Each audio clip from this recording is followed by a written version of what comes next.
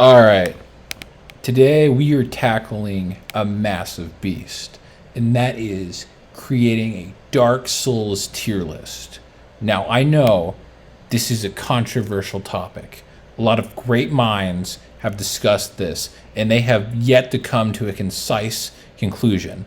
But today, I set out to do what thousands have tried before, and that is create a decisive Dark Souls tier list. So without any further ado, let's get into this. Now, where else would we start except with the first game, Dark Souls, the one that started it all? There were a lot of ideas in this, and a lot of them were very ambitious. For starters, usually when people talk about the concept of souls, it's in a very optimistic concept and context. But in Dark Souls, they said, we're not talking about any hippie soul nonsense. These are Dark Souls. And because of that, we have the franchise we know and love today. Now, there are some flaws with this game, such as, what is the character looking at on the cover? We see the back of him, and he's staring into what appears to be some sort of bright light, but I can't really make out what he's looking at. So because of these errors, I am going to put the first Dark Souls game in a respectable B tier. Now, Dark Souls 2, where do I even start? They took the main flaw of the first game of what is he looking at on the cover, and they answered the question. He's looking at a bunch of fog. Now, they also made the text of the title somewhat smaller, and most importantly, instead of rating the game M for mature, they rated it T for teen, making it accessible to a much wider audience. So for that, I gotta put it in A tier. Now, things are about to get dark, guys. The whole team behind this, they already had Dark Souls, but they thought, how can we make these souls a little darker?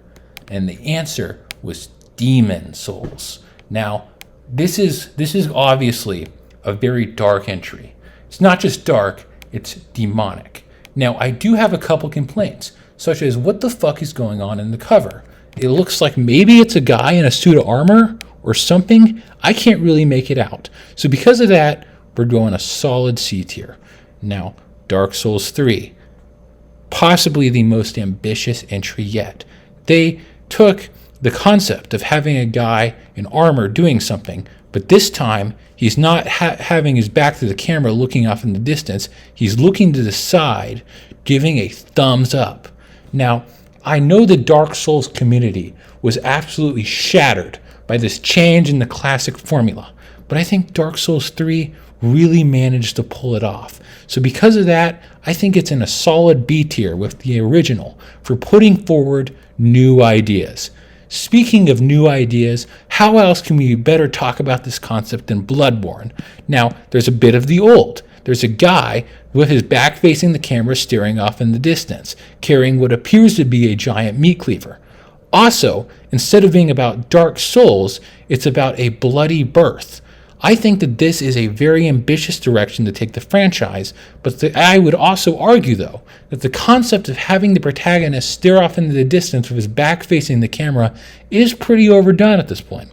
But it is worth noting that this game was on the PS4, and this gives it a little bit of blue on the cover, which contrasts with the dark background. Personally, I think this makes it a little tough to look at. I think the PS4 logo kind of takes away from the aesthetic. So for that, I'm going to have to put in a D tier. Now, finally, we have Elden Ring. I got to be honest with you guys. I played like the first 10 minutes of this one. I didn't really like it. Like, you're supposed to like roll away from enemies and dodge. Seems like it would take a lot of time to play and get good at. And to be real with you guys, I don't like video games all that much. So I think I'm going to actually put Bloodborne one higher just so it can be above this pile of shit. And with that, I think I've answered the question. I set out the answer. Like and subscribe.